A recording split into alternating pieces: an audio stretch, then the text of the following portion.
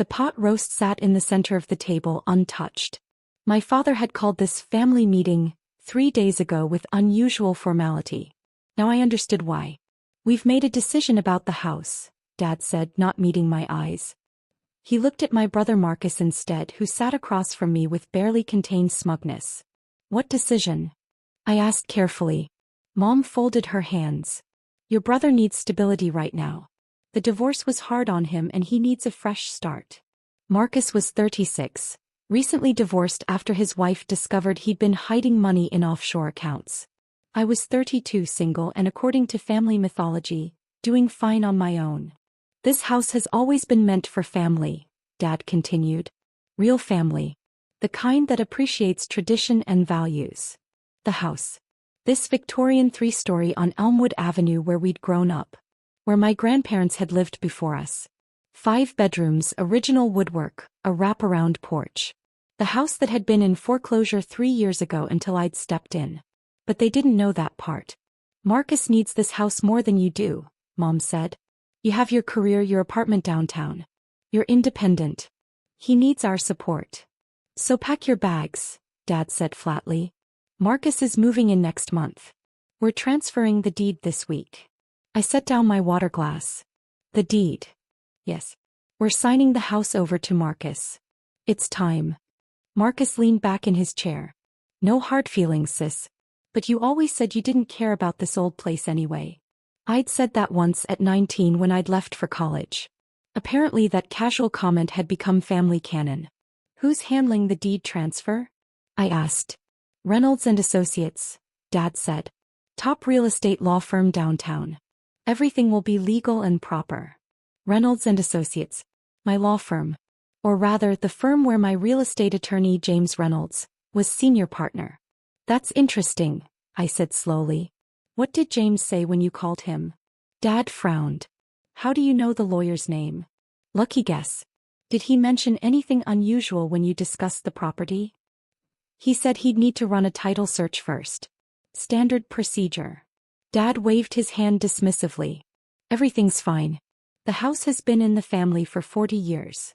38 years, I corrected. Grandpa bought it in 1986. And it was in foreclosure in 2021. Mom's face tightened. "We don't talk about that. Maybe we should." "What happened in 2021, Dad?" Silence. "The mortgage," I prompted. "You were 6 months behind. The bank was 30 days from foreclosure sale. You called me crying, remember?" Dad's face flushed. "That was a temporary setback. It was $340,000 in debt you couldn't pay. The bank wouldn't restructure. You were about to lose everything." I pulled out my phone. "You called me on August 14th at 11:47 p.m. You said, and I quote from the voicemail I saved, 'Sweetheart, I don't know what to do. We're going to lose the house. Everything Grandpa built. I'm so ashamed.'" "That's private," Mom hissed. "It was. Until you decided to give away my property." Marcus laughed. "Your property? This is the family house." "Was the family house." I opened my email and pulled up a PDF. "This is the deed recorded with the county on September 3, 2021. Owner of record, Natalie Christine Morgan." "That's me." Complete silence. "You're lying," Marcus said, but his voice wavered. I turned my phone screen toward them. The official county recorder's seal was visible at the top of the document. Recorded deed. Public record. I purchased the house from the bank for $340,000. The outstanding mortgage amount. You signed a quitclaim deed, Dad. You transferred ownership to me to avoid foreclosure. Dad's hands started shaking. "That was supposed to be temporary. You said you'd help us." "I did help you. I bought the house. And I let you live here rent-free for 3 years with a verbal agreement that you could stay as long as you needed." "Verbal agreement," Mom repeated. "Not written. That doesn't mean anything. Actually, it means you've been living in my house without a lease. Which makes you month-to-month tenants at will. I can terminate that arrangement with 30 days' notice." Marcus pushed back from the table. "This is bullshit. Dad, she can't do this. I already did it. 3 years ago. While you were busy hiding assets from your wife, I was saving the family house from foreclosure. We didn't know you bought it." Mom's voice rose. You signed the quitclaim deed, Dad. You were there at closing. You just didn't want to process what it meant. Dad's face had gone gray. I thought you were just helping with the paperwork. That we'd still own it somehow. You thought wrong. The bank wouldn't accept anything less than full sale. So I bought it. Paid off your mortgage. Took ownership. And I've been paying property taxes, insurance and maintenance ever since. I pulled up my banking records. Here's 3 years of property tax payments. $18,000 annually. Here's the new roof I paid for last year. $32,000. Here's the HVAC replacement. $14,000. The foundation repair. $26,000. Total investment of $430,000 over 3 years. You never said anything, Mom whispered. I never said anything because I was trying to let you keep your dignity. I was trying to let you believe you still had your family home. But apparently that courtesy made you think you could give it away. Marcus was scrolling frantically on his phone. I'm calling Reynolds and Associates. This has to be a mistake. Go ahead. Ask for James Reynolds directly. Tell him Natalie Morgan sent you. He dialed. Put it on speaker. The receptionist answered. Reynolds and Associates, how may I direct your call? James Reynolds, please. It's urgent. May I ask who's calling? Marcus Morgan. About a property transfer. Pause. One moment. James came on the line. Marcus Morgan? Yes. Your father called about transferring 847 Elmwood Avenue. I tried to explain to him that we'd need the current owner's approval for any transfer. My father owns that house. I'm afraid that's incorrect. The property has been owned by Natalie Morgan since September 2021. I have the recorded deed in front of me. I actually represent Ms. Morgan in several real estate matters, so I'm quite familiar with her holdings. Marcus's face went red. She's my sister. She's lying about owning it. She's not lying. She's sitting in my office right now, is she? James couldn't see me, but he knew I'd planned this conversation. We discussed it 2 days ago when Dad first called his office. No, she's here, Marcus admitted. Then I assume she's told you she owns the property. Mr. Morgan, your sister purchased 847 Elmwood for $340,000 in 2021 to prevent foreclosure. She's been the sole owner for 3 years. Any attempt to transfer the deed without her consent would be fraud. This is insane. This is property law. If you'd like to schedule a consultation to discuss the matter further, my rate is $450 per hour. But I can tell you now, your sister owns that house. Legally and completely. Marcus hung up without another word. The silence at the dinner table was suffocating. Mom had started crying quietly. Dad stared at his plate. Marcus looked like he wanted to flip the table. So what now? Dad finally asked. You're going to kick us out? I haven't decided. What I do know is that you can't give Marcus a house you don't own. You can't promise him my property like it's yours to distribute. We're your parents, Mom said through tears. How can you do this to us? Do what? Save your house from foreclosure? Pay $430,000 over 3 years to keep it standing? Let you live here rent-free while I pay every bill? You never told us you owned it. I told Dad at closing. He signed the papers. He knew. He just didn't want to face it. Dad's voice was hoarse. I thought eventually. I don't know what I thought. You thought you could keep pretending everything was fine.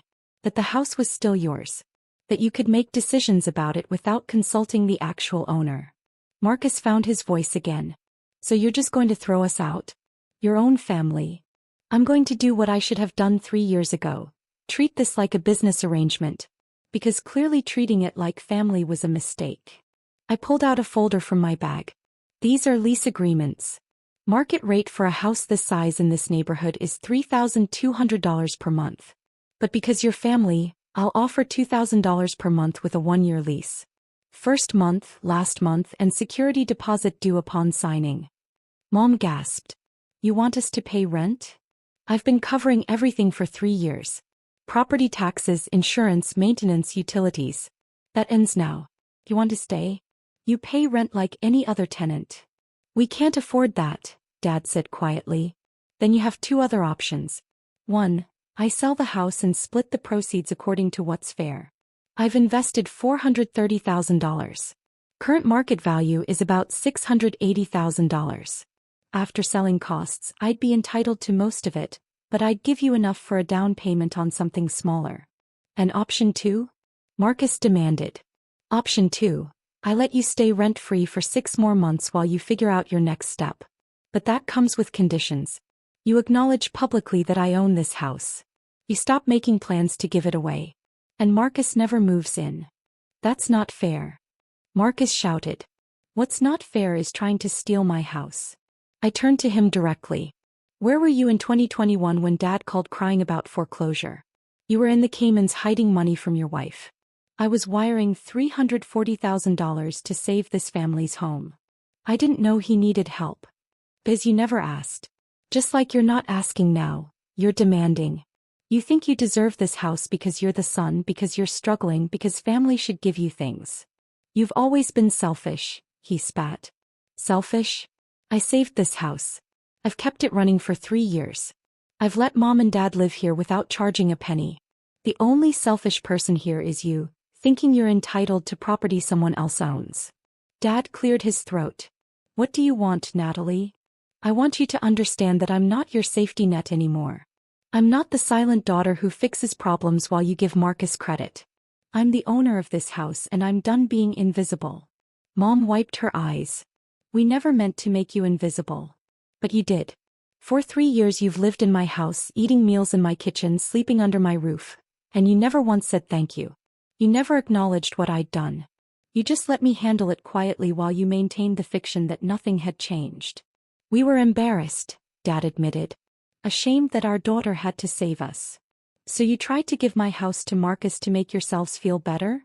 He had no answer for that. Marcus left first, slamming the door hard enough to rattle the windows. Mom retreated upstairs. Dad and I sat in silence at the table, the cold pot roast between us. I failed, he said finally. As a father. As a provider. I failed to keep the house Grandpa left me and you had to fix it.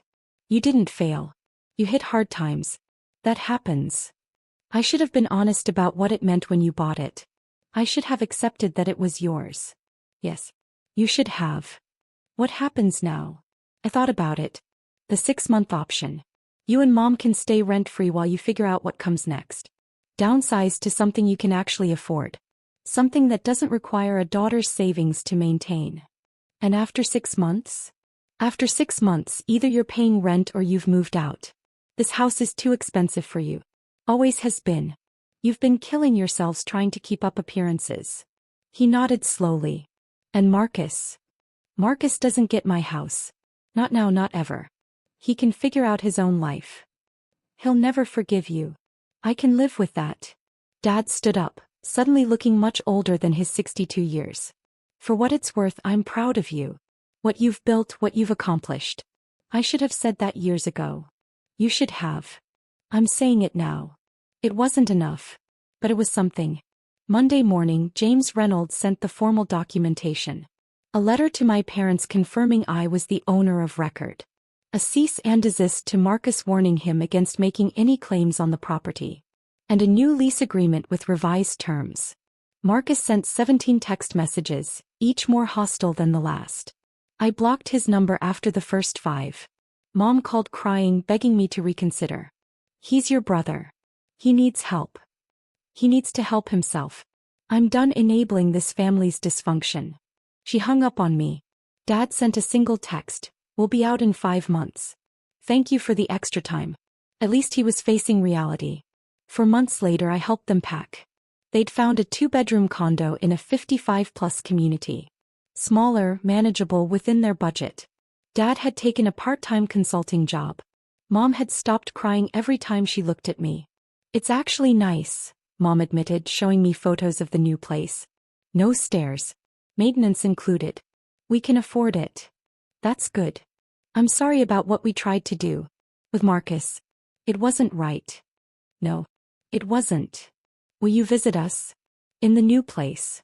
I thought about it. Maybe. Eventually. We'll see. After they moved out, I stood in the empty house. My house. The one I'd saved, maintained, and fought for. I could sell it. Make a profit. Move on. Or I could keep it. Rent it out properly. Turn it into the investment it should have been from the start. Either way, it was mine to decide. Mine alone. And that felt exactly right. I listed the house for rent the following week. Professional photos, market rate pricing, thorough tenant screening. Within 3 days I had 15 applications. The family who got it was perfect. A couple with 2 kids, both teachers, stable income. They loved the woodwork, the porch, the history. They signed a 2-year lease at $3,200 monthly. Marcus found out through Mom. Called from yet another new number. You're renting out the family house to strangers? I'm renting out my house to qualified tenants. There's a difference. Grandpa would be ashamed of you.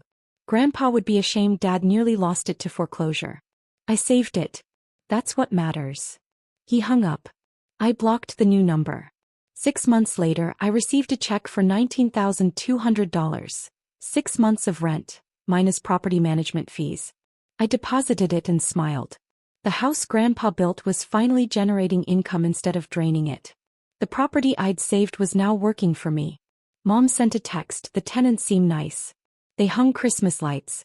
I didn't respond. But I drove by one evening to see. White lights outlined the porch. Warm glow from inside. A wreath on the door. Looked like a home again. Just not theirs.